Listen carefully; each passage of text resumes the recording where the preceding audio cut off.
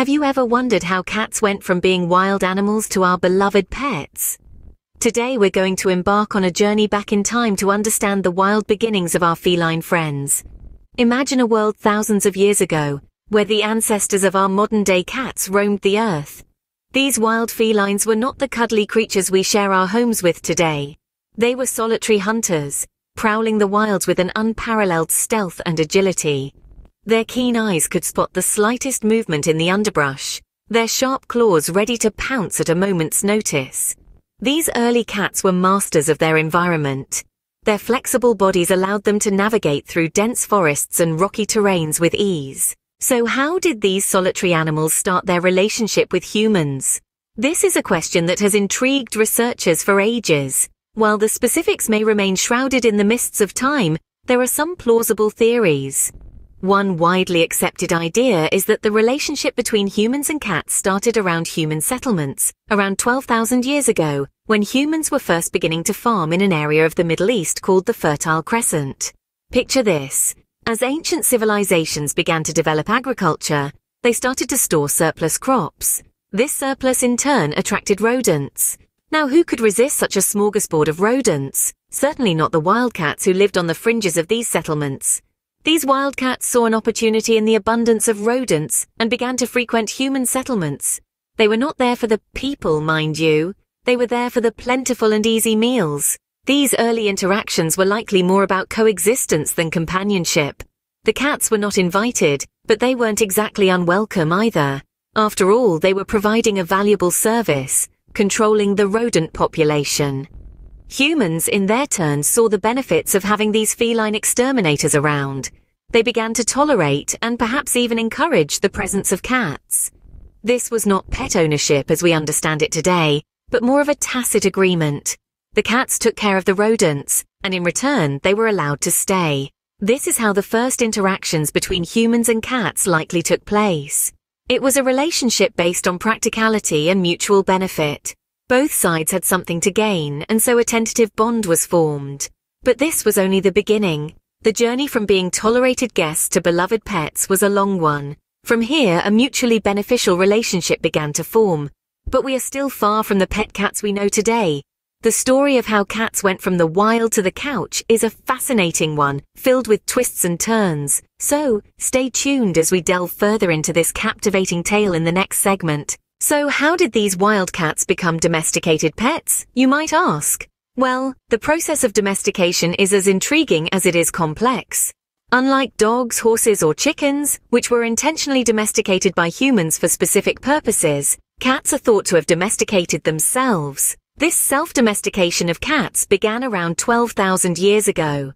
As humans transitioned from a nomadic lifestyle to settled farming, they began to store surplus crops. These piles of stored grain attracted rodents, which in turn attracted wild cats. These Middle Eastern wildcats called Felis sylvestris, meaning cat of the woods, discovered a buffet of rats and mice in the storehouses. Over time, humans began to see the value in having these cats around.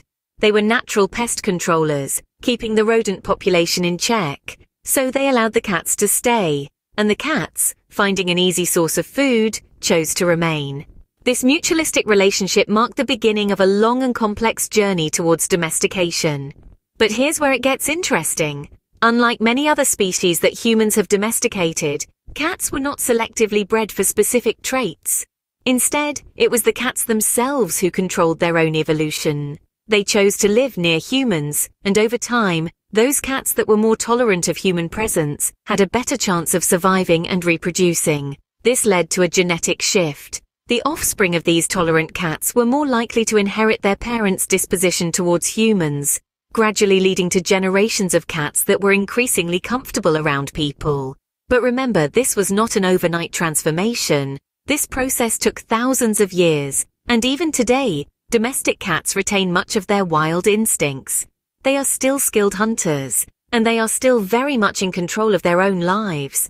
They choose when to be affectionate, when to play, and when to hunt. Over thousands of years, the cats that were most comfortable around humans survived and reproduced, leading to the domestic cats we know today.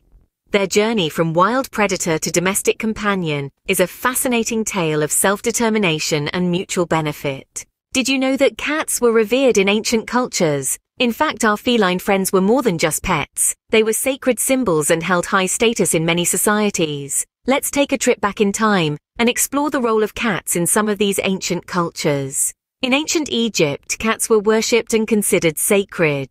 The ancient Egyptians had a cat goddess named Bastet, also known as Bast, who was the goddess of home, fertility, and childbirth. Bastet was often depicted as a lioness, the fiercest hunter amongst the species. Cats were so esteemed in ancient Egypt that killing one, even accidentally, was considered a grave crime. Egyptians believed that cats held protective qualities, and thus they were common in households, guarding the family from evil spirits and disease. Cats were also thought to bring good fortune. It was not unusual for a cat to be mummified and buried with an owner, reflecting the deep bond between the Egyptians and their cats. In 2004, archaeologists found a gravesite on the Mediterranean island of Cyprus, where a person and a pet cat had been buried together 9,500 years ago. Because Cyprus is an island, experts know that ancient people must have brought their kitties along with them on ships. But the reverence for cats wasn't confined to Egypt and Cyprus. In ancient China, the goddess Li Shou was often depicted as a cat and was revered for controlling the pests that threatened crops. Cats were considered guardians of the spirit world, and it was believed that they could ward off evil spirits.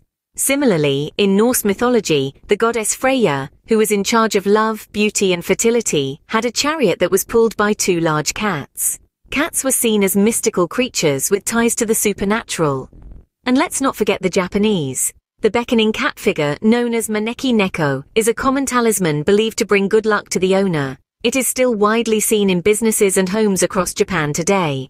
Each of these cultures had its unique ways of revering cats, reflecting the significant role these animals played in society. The symbolism and beliefs surrounding cats varied, but the common thread was the high esteem in which these animals were held. From being revered in ancient cultures to becoming household pets, cats have indeed come a long way. So, let's take a moment to recap the incredible journey of cats from the wild to our homes.